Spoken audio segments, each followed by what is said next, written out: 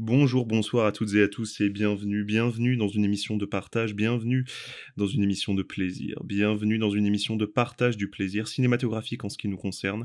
Et je vous l'annonce dès à présent, il est maintenant venu le temps de rêver, ou en tout cas de nous replonger en enfance. Et je crois que la période actuelle fait que nous en avons toutes et tous bien besoin. Lorsque j'ai pris la décision d'aborder le cas de Dumbo, film, donc 5e long métrage d'animation et 4e classique d'animation des studios Disney sorti en 1941, je ne savais pas pourquoi je le faisais. Il y avait un désir en moi de retourner vers ce film, de le revoir avec un regard, plus adulte, plus formé cinématographiquement, plus enrichi aussi d'une cinéphilie que j'avais pu prendre le temps d'explorer. Mais j'étais incapable de comprendre quel était ce sentiment qui me poussait à retourner voir ce film. Vous savez, moi je crois beaucoup à l'impact que les films laissent sur nous à travers ce que moi j'appelle les fantômes de cinéma.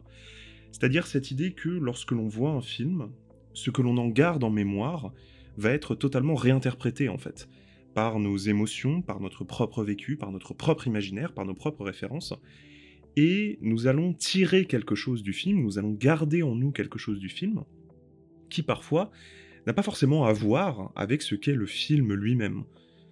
Et retourner vers un film qui nous a laissé des sentiments si forts, comme ça a été mon cas avec Dumbo, qui est un film que j'aimais déjà petit sans réellement comprendre pourquoi, que j'avais apprécié en le revoyant un peu plus vieux, c'est-à-dire vers mon adolescence, milieu de mon adolescence, je ne savais toujours pas expliquer ce que ce film provoquait chez moi. Il y avait une sorte de fascination, de mystère, comme si alors qu'il s'agit du film d'animation Disney le plus court de toute l'histoire du studio, puisqu'il dure à peine plus de 60 minutes, donc même pas une heure, ce qui est ridicule pour une production cinématographique de cette ampleur et à cette échelle de diffusion, comme le sont les studios d'animation Disney. C'est comme si ce tout petit film qui n'avait l'air de rien, avec cette histoire si simple, me laissait entrevoir le fait qu'il y avait quelque chose de beaucoup plus fort à aller y chercher.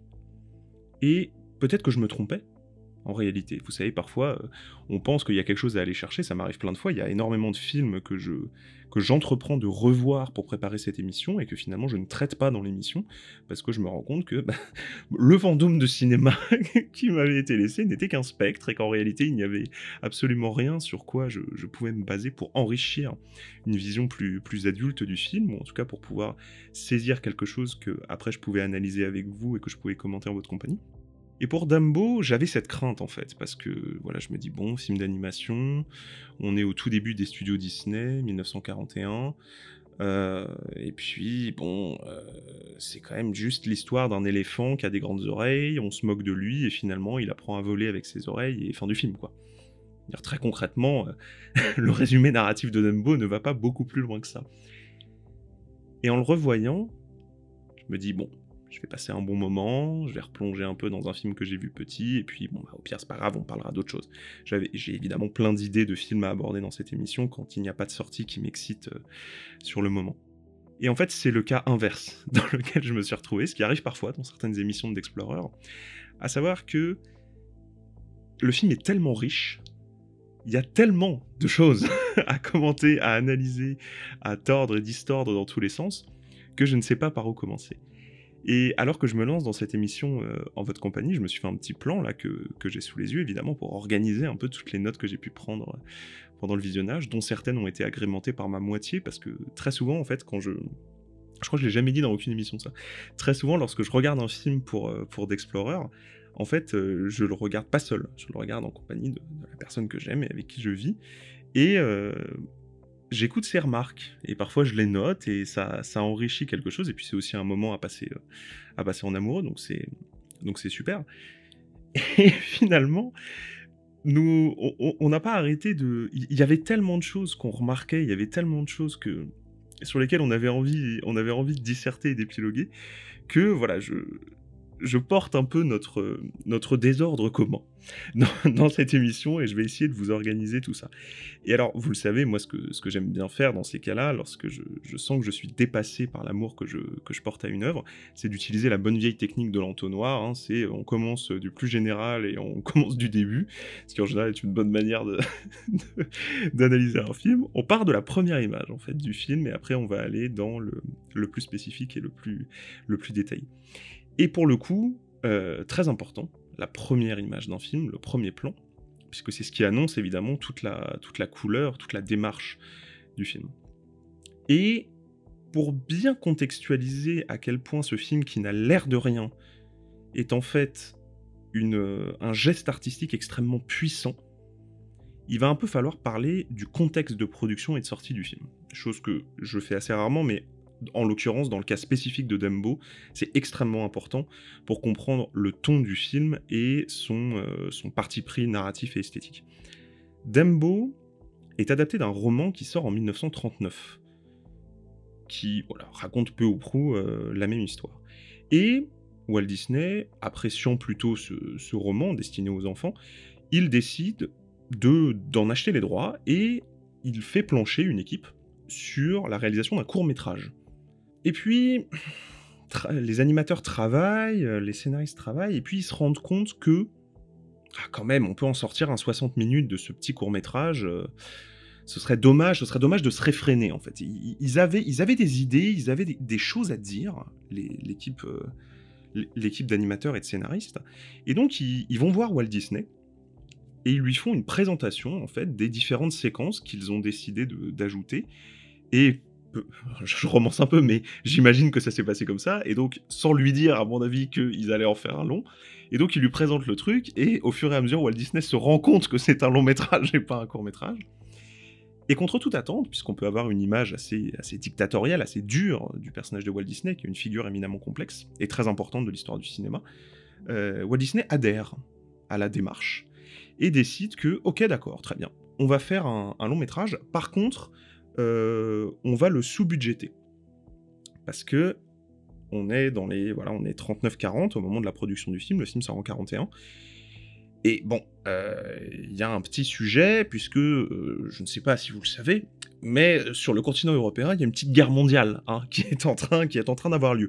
Donc, le film risque d'avoir des difficultés à être exploité économiquement, hein. C'est vraiment de là que part, en fait, tout un ensemble de décisions artistiques qu'on va aborder après. Donc, Walt Disney exige que le film se fasse à bas coût. Ce qui donc, il est ravi puisque le film est court, donc même si certaines séquences sont retirées du film pour qu'il soit vraiment le plus court possible et le plus dense possible. Et puis, il y a certaines choses, certaines techniques d'animation qui vont être revues à la baisse dans les coûts de production. Notamment une, et là on va pouvoir, c'est chouette, parler de la matérialité de la production d'un film d'animation. À l'époque, les arrière-plans des films Disney, en tout cas après Blanche-Neige, étaient peints avec des techniques de peinture à l'huile ou de gouache. Parce que c'était une peinture qui était beaucoup plus dense et qui permettait en fait de créer une matière, voilà, qui était plus agréable, on va dire, à l'œil, qui faisait quelque chose de plus réaliste, de plus produit, en fait, tout simplement. Mais la technique qu'avaient utilisée les studios au départ, lors de la production de Blanche-Neige, c'était que les arrière-plans étaient peints à l'aquarelle. L'aquarelle qui donc est une peinture que j'ai un peu pratiquée moi-même. On s'en bat les couilles, pardon pour l'incise. Non, mais du coup, ce que je veux dire, c'est que je vois très bien comment on peint avec ça. En fait, c'est une peinture que l'on dilue dans l'eau. Ce qui fait donc que les images sont beaucoup plus aérées, en fait. Et ça coûte beaucoup moins cher, puisque du coup, il y a beaucoup moins de peintures qui doivent être utilisées pour produire les arrière-plans. Et rien qu'avec ça, même si c'est un coût de production qui est revu à la baisse, il y a quand même quelque chose d'intéressant dans le fait d'utiliser une peinture beaucoup plus légère, beaucoup plus aérienne, pour parler d'un personnage dont l'objectif est d'apprendre à voler. Et puis donc, le contexte de visionnage que les spectateurs, enfin je veux dire le monde dans lequel vivent les spectateurs qui vont recevoir le film, il est très particulier aussi, hein. Nous sommes dans un monde en guerre, donc il est, on va dire, pertinent de proposer un film léger, dans tous les sens du terme, donc à savoir au niveau des coûts de production, hein, ça c'est l'impératif de monsieur Disney, et puis aussi au niveau de la thématique générale, c'est-à-dire c'est un film qui, globalement, doit faire rêver, en fait, tout simplement, doit proposer quelque chose de merveilleux, on va dire, j'ai pas envie de dire faire oublier, mais en tout cas, laisser entrevoir qu'un autre monde est possible. Et ce qui est très intéressant, c'est que lorsque le film commence, on n'y est pas du tout, hein, dans cette logique d'élévation, puisque le film commence sur un plan de tempête très violent, qui est assez impressionnant, avec un speaker, donc comme dans les cirques, là, on a une cohérence, qui nous annonce que, voilà, par temps immondes, par cataclysme, etc., pourtant la mission continue, etc., et à la fin de cette diatribe de notre speaker introductif, apparaît un bruit d'avion à réaction. La totalité de l'Europe est en guerre et se fait bombarder nuit et jour, et on commence un film pour enfants avec un bruit d'avion à réaction dans un ciel en tempête. Enfin, c'est quand même... Il y a quand même un rapport de contextualisation qui s'établit tout de suite avec la vie quotidienne des spectateurs qui est extrêmement frappant.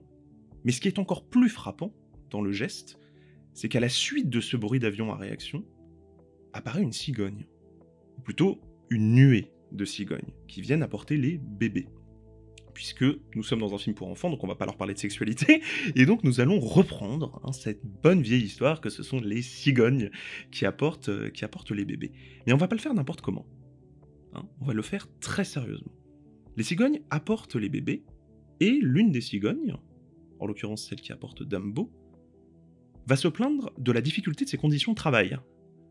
Ce qui est quand même assez particulier dans un film destiné aux tout petits enfants, où nous évoquons la sexualité de cette manière. Et cette frontière permanente entre le matérialisme concret de la vie des personnages et cette légèreté, cette manière de dépasser, on va dire, la dureté du monde pour l'élever en poésie, pour l'élever vers le merveilleux, ça va être une constante. Et cette même idée de faire dialoguer la violence du quotidien et de venir essayer de l'élever vers le merveilleux, on la retrouve dès la deuxième séquence, puisque après avoir vu donc ces avions à réaction porteurs de mauvaises nouvelles qui d'un seul coup deviennent des cigognes porteuses de bonnes nouvelles, les cigognes larguent les bébés dans des sortes de sacs blancs noués, lesquels, lorsqu'ils s'approchent du sol, libèrent un petit parachute. Et ce qui est très intéressant dans le design de ces sacs, c'est que ce sont très littéralement des obus. Alors que le film sort en 1941. Comme pour nous dire que ce n'est pas parce que ce qui tombe actuellement du ciel est synonyme de mort, que ça ne peut pas aussi être synonyme de vie. Et vous voyez que rien qu'à travers cette première séquence, on a presque toute l'idée esthétique derrière le studio Walt Disney qui nous pète à la gueule, à savoir que nous voulons réenchanter le monde. Et alors évidemment, ce réenchantement, il va passer par d'autres éléments, et notamment par cette idée de légèreté que j'évoquais, qui commence par l'aquarelle, et que l'on va retrouver à beaucoup d'autres moments du film. D'abord évidemment avec la thématique centrale, qui est que le personnage doit s'envoler, littéralement. Il doit s'échapper du monde terrestre. Et alors pourquoi doit-il s'en échapper? Ça, c'est ce qu'on abordera dans un second temps. Mais cet impératif de légèreté, cette idée que nous sommes cloués au sol, et qu'il y a quelque chose de plus beau à voir au-delà, vers un horizon qui apparaît comme étant le ciel, c'est quelque chose d'extrêmement fort à dire à un public d'enfants soumis à la guerre. Et surtout, c'est fait avec un immense sérieux, puisque il y a un respect du réalisme, entre guillemets, de cette légèreté. Ce que je veux dire par là, c'est que lorsqu'on a un film pour enfants qui est mal fait, qui est mal pensé, qu'on qualifie assez vite et assez radicalement, et nous avons raison de le faire, de débile, c'est que justement il n'y a pas de prise en compte de la matérialité du monde. On peut tout à fait imaginer des cigognes qui apportent des enfants, sans qu'à aucun moment la réalité de ces personnages, la réalité de ces enfants et de ces cigognes ne soit interrogée dans un quotidien qui peut être difficile, qui peut être pénible. Ce n'est pas parce qu'il y a de la poésie que la vie est rose. Et d'ailleurs, c'est ce que nous dit cette cigogne qui se plaint de ses conditions de travail. C'est difficile de livrer des enfants. C'est difficile de trouver à quelle mère il faut livrer un enfant. pareil, être un éléphant qui doit apprendre à voler, c'est difficile. Et cette difficulté-là n'est jamais reniée. Dumbo a une vie en dehors de la poésie de son acte final qui est de s'envoler. Et cette vie est douloureuse. Il y a des épreuves. Et elle n'est pas douloureuse parce que ses parents sont morts ou je sais pas quoi. Non, non, elle est douloureuse quotidiennement, matériellement. Sa vie est difficile. Il n'est pas simplement porteur de traumatismes. Ce sont des traumatismes qui sont en cours de formation puisqu'il les affronte au quotidien.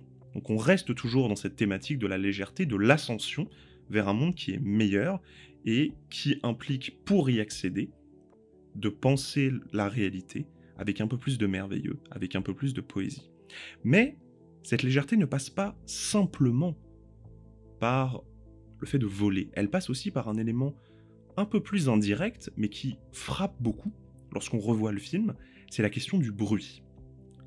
Dumbo est le seul personnage de toute l'histoire, le personnage principal, j'entends, de toute l'histoire des films d'animation Disney à être muet. Et ce qui est très frappant dans le film, c'est l'usage qui est fait par les autres personnages, de la parole, du bruit. Dumbo est un personnage qui est en permanence soumis aux commentaires, à l'insulte, à la moquerie, au bruit permanent d'un cirque, d'un spectacle factice, qui le harcèle, en fait, jour et nuit. Et toutes les scènes de tendresse du film, toutes les scènes d'amour du film, d'amour entre lui et sa mère, d'amour entre lui et Timothée, la souris, qui va devenir son ami, se font dans le silence, dans le calme. Mais ce calme sonore, c'est un calme auquel les pays en guerre n'ont plus accès. Évidemment, puisque lorsque nous sommes dans un pays en guerre, évidemment il y a le ciel menaçant que l'on se réapproprie avec la légèreté, le personnage qui apprend à voler, mais il y a aussi le bruit permanent des bombes, des machines, des cris, des commentaires, de la radio qui hurle, des ordres, etc. Et là on a un film qui nous permet d'avoir accès à du silence. Et je trouve ça extrêmement fort, beau et puissant, d'imaginer des spectateurs soumis en permanence à des sirènes d'alerte, à des bruits de tanks et de machines, qui vont au cinéma pour avoir un moment de légèreté, un moment de paix, et que cette paix, elle passe par leur donner accès à du silence. Et cette idée que le film, l'objet film, est un lieu de refuge, et que dans certaines périodes de l'histoire, il a été un lieu de refuge qui a permis à des gens de se protéger, de réenchanter le monde, c'est quelque chose auquel beaucoup de cinéphiles accordent une sorte de dédain, c'est-à-dire cette idée que oui, on ne va pas au cinéma pour oublier, on ne va pas au cinéma pour s'échapper, le cinéma c'est quelque chose de sérieux, le cinéma c'est quelque chose de voilà qui doit être chargé d'une espèce de gravité analytique comme ça, et ce film-là nous montre que non seulement le cinéma peut être tout l'inverse, c'est-à-dire ça peut être un lieu d'oubli, de silence, de réenchantement du monde, mais surtout que ça peut être assumé par le film. C'est-à-dire que c'est pas simplement le spectateur qui voit un film pour oublier le monde réel en posant son cerveau, ça peut être un geste esthétique de réenchanter la vie, le temps d'un film. Après tout, Hollywood se revendique comme une machine à rêve, et c'est une idée que Dumbo prend au pied de la lettre, jusque dans son geste esthétique même. Mais là où de mauvaises langues pourraient s'arrêter à cette analyse de mise en contexte historique. C'est-à-dire que là, ce qu'on vient de faire, c'est qu'on vient en fait d'analyser le geste esthétique du film en essayant de lui trouver une cohérence par rapport à son contexte de production et de sortie. La conclusion qu'on pourrait en tirer, si on n'a pas bien regardé le film ou si on en a un mauvais souvenir, c'est que du coup, c'est une mise en avant, Dumbo, du spectacle pour le spectacle. C'est-à-dire que le spectacle, avec un S majuscule, a sa vertu est de faire oublier le monde, mais il y a des conséquences terribles au fait d'oublier le monde, aussi. Oublier le monde, c'est une manière de ne pas voir ce qu'il peut y avoir de dramatique qui s'y déroule. Mais justement, là où Dumbo est un chef-d'œuvre, c'est que c'est tout l'inverse qui se passe durant le film. Parce que, lorsque je vous parlais du fait d'élever en poésie le réel sans jamais oublier le côté matériel et quotidien des choses. Évidemment, cette idée permet de glorifier la notion de légèreté, de merveilleux, etc. Mais pour cela, pour arriver à cette étape, il faut bien en passer par les conditions matérielles d'existence du personnage. Parce que si vous voulez élever le réel en poésie, il faut bien que le réel existe dans le film. Et ça, c'est quelque chose dont je ne me souvenais pas en tant que spectateur du film. À quel point Dumbo est un film violent. Violent politiquement, socialement, j'entends. Dumbo vit dans un cirque. Il naît dans un cirque. Et toute sa vie d'enfant, en tout cas la vie que nous voyons se dérouler dans le film, est intégralement soumise aux impératifs du cirque. Dumbo n'a pas envie de faire des numéros. On va le forcer à en faire. Dumbo n'a pas envie d'être traité comme un clown. On va le forcer à être un clown. Dumbo a envie d'être avec sa mère. Et d'ailleurs, sa mère ne veut pas que son fils soit exposé de la sorte. Eh bien, on va exposer Dumbo quand même, et on va enfermer sa mère pour qu'elle ne puisse pas le protéger. Ça, c'est de façon générale. Mais si on regarde vraiment le film séquence par séquence dans le détail, Dumbo, immédiatement, dès sa naissance, est victime de commentaires, puisqu'il naît en public, dans l'enclos des éléphants, donc déjà dans une cage, hein. C'est un personnage qui littéralement vient au monde en étant enfermé, et immédiatement sa naissance est commentée. On se moque de lui dès sa naissance. Le lendemain de sa naissance, donc le personnage a un jour dans la diégèse, on lui donne un maillet et il doit construire le chapiteau. Sous la pluie.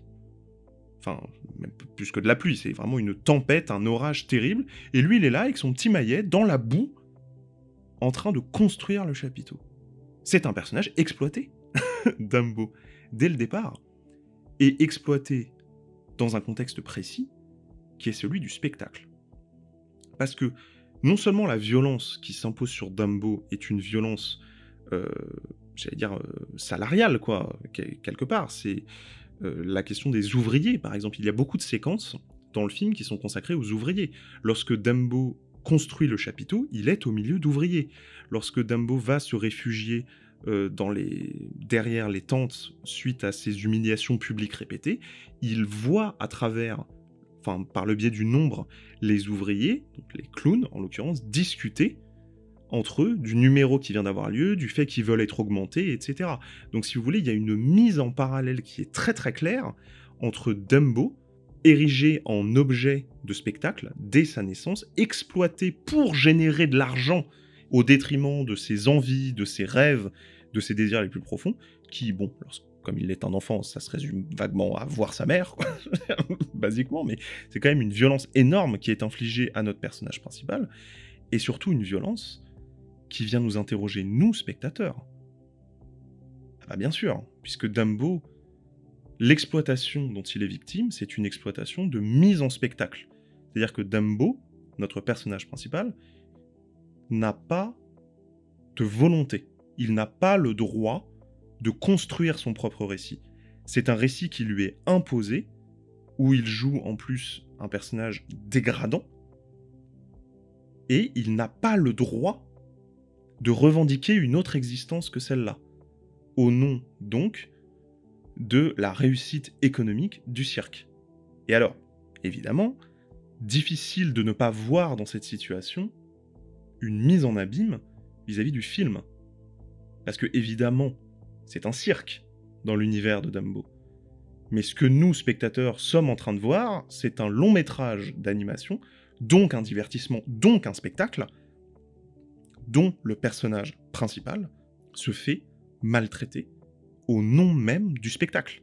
C'est quand même une démarche extrêmement forte, un discours extrêmement fort qui est envoyé au spectateur. Et ce que je suis en train de vous dire là, ce n'est pas simplement une espèce d'analyse symbolique d'un processus de mise en abîme que je plaquerai sur le film. C'est quelque chose qui est intégré à la narration. Lorsque Dumbo rencontre la souris, Timothée, dans le film, est une souris qui assiste à une scène d'humiliation de Dumbo. C'est un personnage qui est dans l'ombre, qui est caché voilà, dans une espèce de trou dans du tissu, qui voit qu'on se moque de Dumbo sous les projecteurs, et qui intervient pour le protéger. Autrement dit, Timothée, si on poursuit cette logique de mise en abîme, Timothée est un spectateur. C'est nous, spectateurs, ou nous, l'enfant que nous étions, etc., qui, ne supportant pas de voir Dumbo se faire maltraiter, exploiter, violenter, nous intervenons pour mettre fin à ça. Et pour lui permettre de se réapproprier son identité, son récit, et de constituer son propre spectacle, qui est l'enjeu fondamental du film, puisque l'émancipation de Dumbo passera par la création de son propre numéro, où il est le maître, où c'est lui qui s'impose dans son identité, dans ses capacités réelles de travail donc, contrairement au numéro précédent, où un travail avilissant et humiliant lui est imposé. Et tout ça vient coexister dans un long métrage qui dure à peine plus d'1 heure. Mais c'est pas fini, les enfants.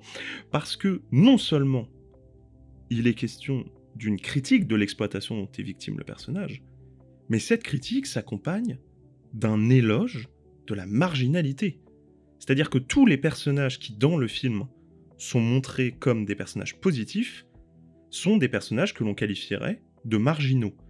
Il y a évidemment Dumbo, qui est moqué jusque dans son nom. Enfin, je veux dire, Dumbo, ça vient quand même de l'anglais dumb, qui veut dire débile.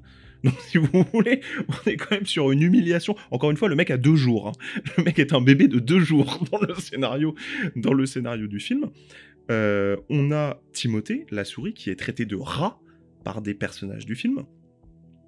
On a les corbeaux, les fameux corbeaux que nous allons évoquer, qui sont montrés comme étant faisant référence au groupe de marginaux noirs, considérés comme une caricature raciste que l'on peut interroger d'une certaine manière, dans la mesure où ces personnages à aucun moment ne sont montrés comme des personnages négatifs, et où la question de l'exploitation des personnes noires existe dans le film dans d'autres scènes. En effet, la manière dont sont représentés les personnages est caricaturale, et cette caricature est raciste. Ça, évidemment, je ne le remets pas en question. Il est intéressant pour moi de venir questionner le rôle qu'ont ces personnages dans le récit, c'est-à-dire que Dumbo, lorsqu'il construit le chapiteau, encore une fois, exploité dès sa naissance sous la pluie pour ériger un spectacle auquel on va le forcer à participer pour divertir d'autres que lui, alors que lui n'en a pas envie, ce qui est quand même d'une violence et une critique du show et de l'aliénation par le spectacle qui est quand même énorme. Dumbo ne construit pas le chapiteau tout seul, il le construit avec des ouvriers. Lesquels ouvriers sont noirs. C'est-à-dire que Dumbo et les ouvriers noirs font le même travail. Sous la pluie, exploités, maltraités. Dumbo rencontre ces corbeaux, et ce sont ces personnages qui vont lui donner le courage d'apprendre à voler, qui vont lui donner le courage de faire de sa différence une force et de s'émanciper de sa condition. Et évidemment, le mot que je viens de prononcer est le mot clé qui parcourt toute mon analyse du film et ce qu'est, à mon avis, véritablement le film, à travers tout ce que je viens de développer. Dumbo est un film sur l'émancipation. Et cette thématique-là n'est pas simplement une thématique qui est prise, on va dire, comme un a priori narratif, par exemple, oui, je suis une princesse, je dois me libérer des dictates. Non, non, non, non. Là, on a un personnage qui, dès le jour de sa naissance, se fait exploiter pour enrichir un capitaliste, hein, très concrètement, et qui passe tout le film à lutter contre cette exploitation, à lutter contre ce récit qu'on lui impose, récit qui en fait constitue la seule place qu'il a dans le monde, puisqu'on lui enlève sa mère, hein, donc Dumbo est un orphelin qui rencontre des marginaux noirs, etc. Enfin, je veux dire, on est quand même sur...